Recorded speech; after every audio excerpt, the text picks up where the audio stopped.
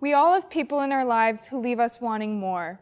These people are magnetic. They seem to effortlessly win people over, have their ideas heard, and charm the crowd with their energy. They draw us in with their attractiveness, making us believe them, like them, and look up to them all at once. These people have charisma, this it factor that some people seem to have naturally and others just don't. We tend to see these people in leadership roles as teachers, managers, and politicians. And while many people may be qualified, the charismatic candidate is usually the one who lands the gig.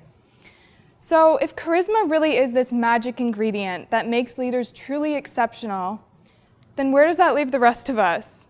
And if charisma is really this innate quality, then what are non-charismatic people supposed to do? In 2011, John Antonakis and his colleagues examined leaders rated as highly charismatic, and they identified 12 charismatic leadership tactics that these people demonstrated. They presented these tactics to a group of managers and encouraged them to implement as many as they could into their own leadership style. Both before the intervention and again 3 months after, employees were asked to rate their managers based on how charismatic they were. And what they found was that expressive body language increased dramatically. They also found that individuals who used these charismatic leadership tactics were rated as more likable, trustworthy, competent, and influential by their staff. And they were also ranked as better leaders compared to those who showed low charismatic leadership tactics. So it looks like charisma really does make a difference for our leadership. And more importantly, with the right training, it can be learned by just about anyone. Today, I'm here to give you some tips and tricks to nurture your inner charisma. I've taken the 12 charismatic leadership tactics and summarized them into 3 key strategies that you can apply to begin working towards your most charismatic self.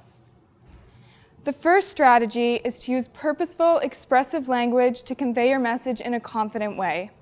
In Martin Luther King Jr.'s famous address, "I Have a Dream," he used figurative speech to share his beliefs. Now is the time to rise from the dark and desolate valley of segregation to the sunlit path of racial justice. His use of metaphor made abstract concepts like segregation and racial justice a lot more concrete for the audience. He also repeated the phrase, "I have a dream," throughout his speech, and this showed the audience that he had conviction in his message. Now, most of us won't be giving historical speeches on a daily basis, but in everyday settings, these language tools can still be used, and others will perceive you as a better leader when you do. Another great way to make your message easier to understand is by telling it like a story. Because stories are rooted in common human experience, they can be used to establish connection and credibility. If your story shows that you share common goals and beliefs, then your audience will be more willing to trust you and to support your cause. Hitler told a great story about how he would bring Germany out of their desperate state by uniting the German people against their common enemy. His speeches were extremely charismatic, and by creating a mentality of us versus them, he successfully persuaded millions of people to do horrible things. Charismatic leaders can really make an impact, and they do so by connecting to their followers in profound ways.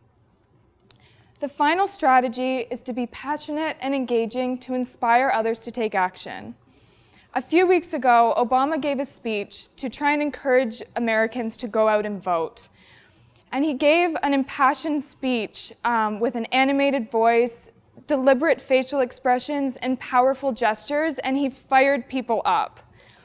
Now, I know when I watch Obama, it can be both inspiring and overwhelming, because being charismatic is hard, especially if it's not something that comes naturally to you. So my advice is to take baby steps and just fake it till you make it. Act as charismatic as you can until it becomes second nature. And even if it feels weird, keep trying, because it'll pan out in the end. And John Antonakis and his colleagues found that people who felt inauthentic using the CLTs were actually perceived as genuinely charismatic by their audience. Your skill as a leader is not based on how you feel, but on how others perceive you. And we know that charisma makes a difference, so it's worth it to push yourself. Charisma is useful in the context of leadership, but really it applies to the rest of your life as well. Impress a future employer at a job interview, charm a potential partner on a first date, or light up the room at a dull party. Regardless of how charismatic you are today, we can all work at these strategies. Make a choice to conquer charisma. It really is attainable, and the sooner you realize that, is the sooner you can make a difference to those around you. Thank you.